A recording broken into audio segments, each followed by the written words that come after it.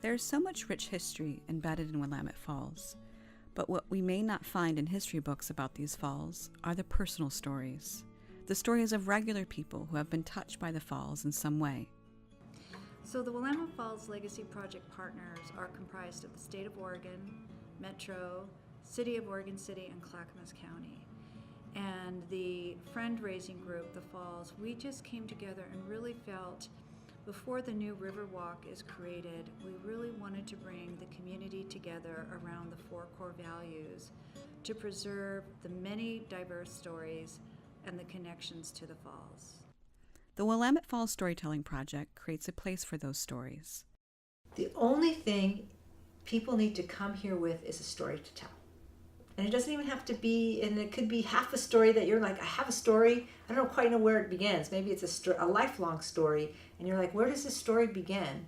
And all you gotta do is be able to tell it, and we help you figure out a way to tell it and to share it with other people.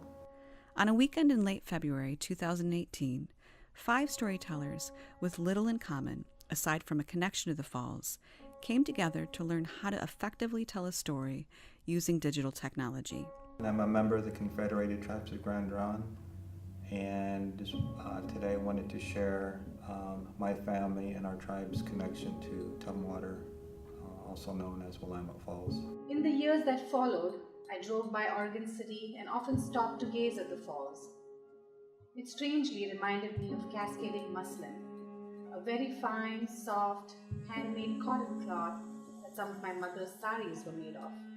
I travel, and so I'm hoping to be able to learn how to make a digital story, use the digital format to tell stories from my travels. Since about 2002, I've been working pretty steadily on advocacy for the historic resources, we call them in the biz, around Willamette Falls. For 15 years, I was the local government affairs manager for Portland General Electric, working with the Clackamas County jurisdictions. At the Falls, I was a boiler operator. I worked in the steam plant. But my whole thing is that this is a legacy that needs to be remembered. Like I said, good or bad, it was part of our community. And that's what I hope to get out of this, is that I can lend a small piece of that voice, of what I saw and what I engaged in while I was there. I had never met Peter before, but I did an oral history project on Crown Zellerback millwork, where I interviewed 17, extensive interviews actually, with 17 individuals who had long careers at the Westland Mill. My envision was that I was going to come with all these pictures that I have and collaborate with somebody exactly like you, and when I would listen to you at lunchtime, it was like, wow, this is exactly it, where you put into words the things that I wanted to capture in images.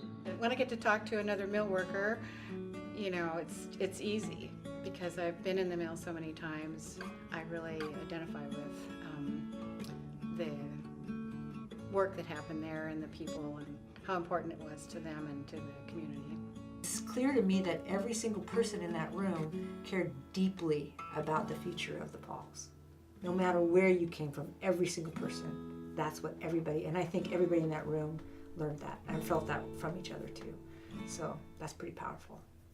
I guess we were all kind of from different walks of life, from different places, and so we're just kind of getting to know a little bit about ourselves and each other. I am kind of getting comfortable with the group there is, because while it's my own story that I have to be telling, it's kind of intimidating seeing it in front of a group of strangers, mostly strangers. I had been to the PGE Owen viewing platform. So had others.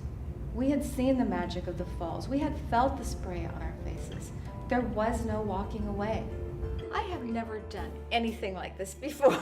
I was so intimidated by the idea. So that's really fun. Terrifying and fun and a wonderful learning opportunity.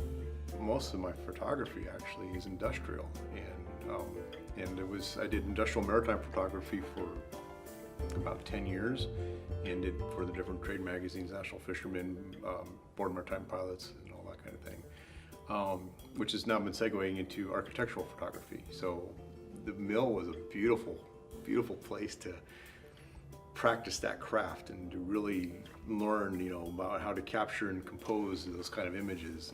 Now we built a fish trap here, Now it became full of sand, that trap. Now he insulted that trap. Now that fish trap worked no longer. The tribe was terminated in the 1950s, and which meant we lost the federal recognition and status, and they closed the reservation at that period of time. But then one of my great-grandmothers wrote what was called she labeled it just a memorandum. And what it was kind of the genealogy of the families that were there at Grand Ground, everything she could remember. Real stories told honestly are so powerful, and so needed, and it just affirms my belief. And this particular process really affirmed that for me too. It's a very personal space that we're trying to create and in some ways make public. Right? So unless I feel like I'm in a safe space, I'm not going to speak from my heart. And I think that's the crux of a good story, is saying the story from your heart and being honest and vulnerable.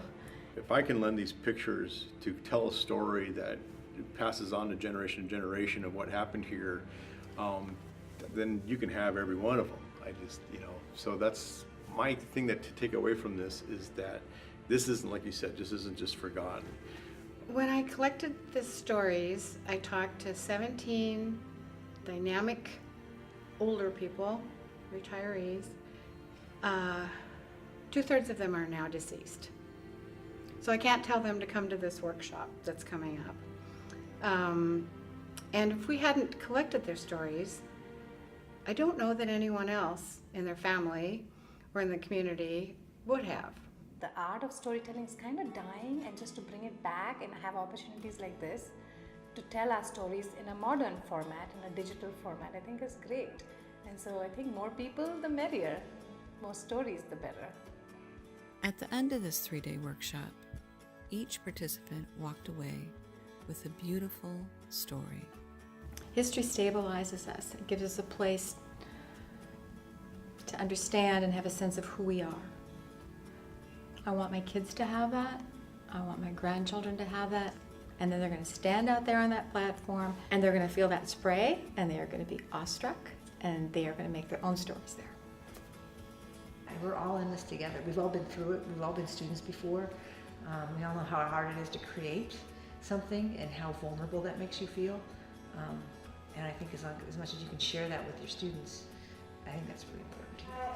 I just want to thank you guys again. I mean, you guys have been a dream team of filmmakers.